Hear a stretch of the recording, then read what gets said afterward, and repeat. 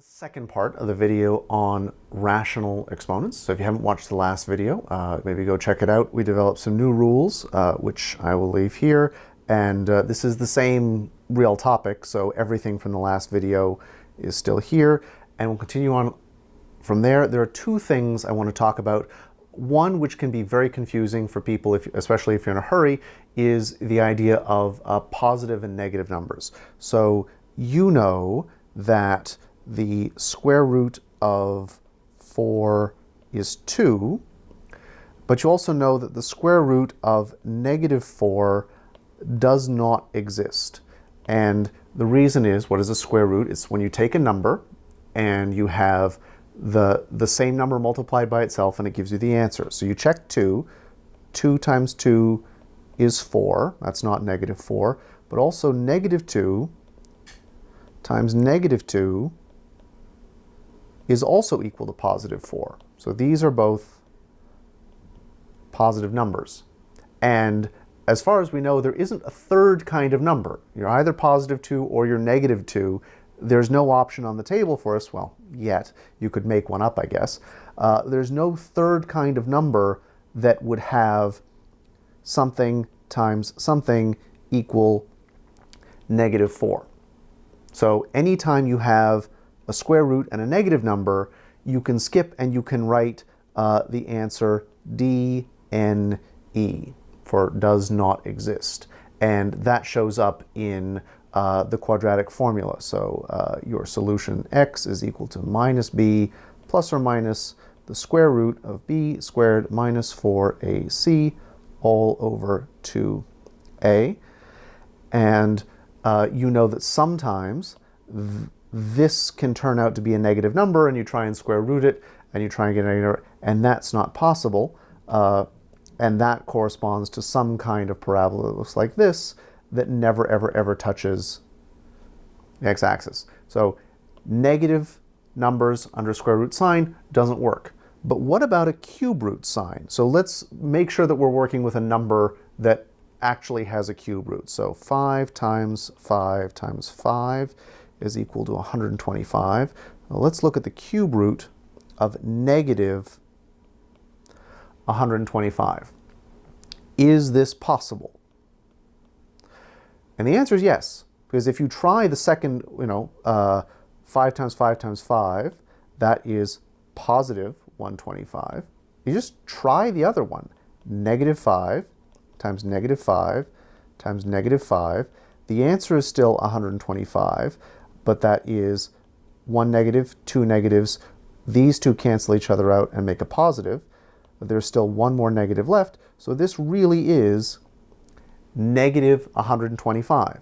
So the cube root of a negative number does have a perfectly good answer. This is negative 5. And so the rule is, if you have a radical sign and you have an even number here, and even could be the square root, the fourth root, the sixth root, and so on, and you have a negative number inside, this is not allowed. But if you have an odd number there, which could be the cube root, could be the fifth root, could be the seventh root, and you have a negative number inside, then this is totally fine. And you will have a negative answer. So just make sure when you're going through, it's not a question of whether it's not a question of whether it is the square root sign per se. It's a question, the rules for negatives for square roots are different from cube roots, but the rules for square roots are the same as fourth roots, and the rules for cube roots are the same as fifth roots. And if you're ever not sure, just check. Are you writing out an odd number of them, or are you writing out an even number of them? Because an even number of negatives makes a positive, an odd number of negatives makes a negative. So that's one thing to worry about. The other thing, and I've already put some questions here, is that if a square root is nothing more than an exponent. So the square root of 3 is the same as 3 to the 1/2. That means that every single exponent law, whether there are exponents, exponents, exponents, exponents, exponents, every single exponent law also works as a law for square roots. So for example, this rule, which says if I have some number times another number,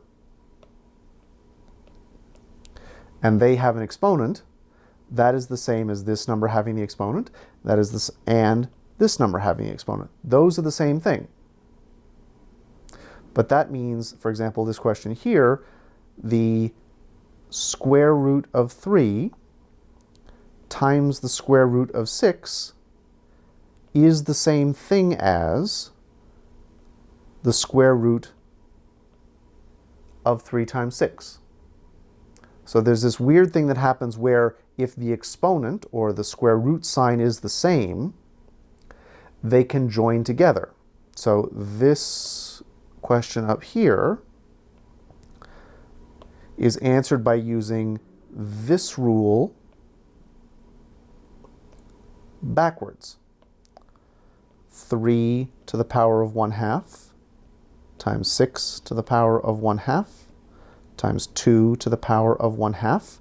Now notice that every single one of these numbers is not a number that has a nice square root. They're all ugly, horrible decimals. But I can rewrite them with 1/1/2 over here, and this is 3 times 6 times 2. And I can now do this multiplication. 3 times 6 is 18. 18 times 2 is 36. This is 36 to the 1/2. This is the square root of 36. And this is 6. So very, very convenient, even though I couldn't calculate any of those three originally. Together they combine and they make something quite nice. And the same thing works for division. So this one here,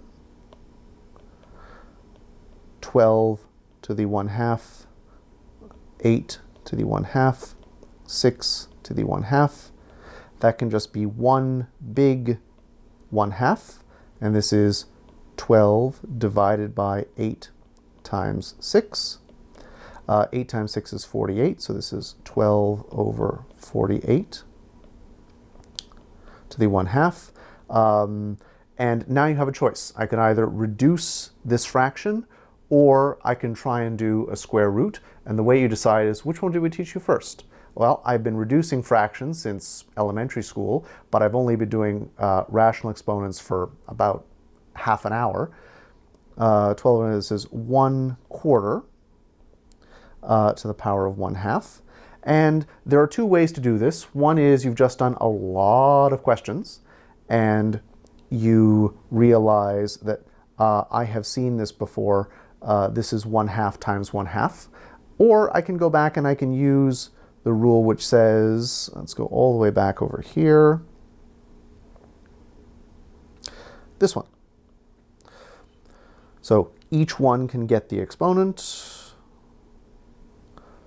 1 to the 1/2 over 4 to the 1/2, which is the square root of 1 divided by the square root of 4, which is 1 over 2.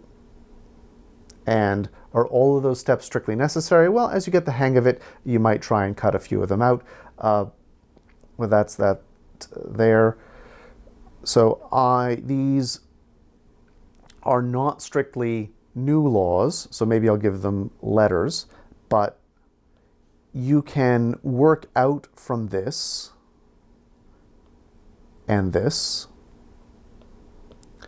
that if you have one square root times another square root, actually these don't even need to be the same letter. These can be different numbers. They can combine into a single square root. And the same thing is if you have 1 divided by another they can combine into a single giant square root. And the idea is, why would you do that? Well, this number might be hard and this number might be hard to square root, but this answer might be easy to square root. And the same thing, this might be hard to square root, this might be hard to square root, but that answer might be easy to square root. And I will leave that there. There is one that we had last time that I have left off. I will just rewrite it here if you want a complete list, to remember that anything to the power of 1 is just itself, and anything to the power of 0 is just 1. So there you have it, and you can have a nice full list. And that is essentially all of the exponent laws forever and ever. So if you have a list like this, you can keep it close, you can keep it handy. You can make fancier ones. So let's say I wanted to combine this rule and this rule. I could make something like this. I'm going to run out of letters, so I've got B, C, D, M, N, don't use O because it looks like 0, P, Q, R. Well, that's each one of those being, so this is A to the M times R, B to the N times R, C to the P times R, D to the Q times R. So you can really build up some really complicated questions, but really all it boils down to is a little bit of addition, subtraction, multiplication, and division. And the last thing that I would encourage you, if you're doing some questions like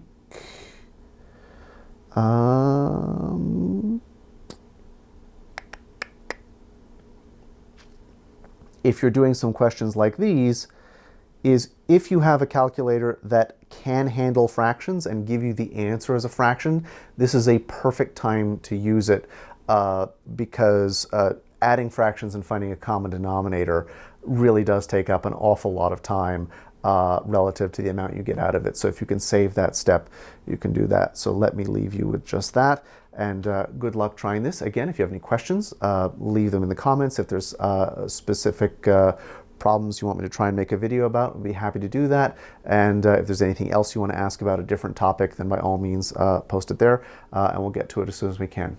Thanks very much, and enjoy your math.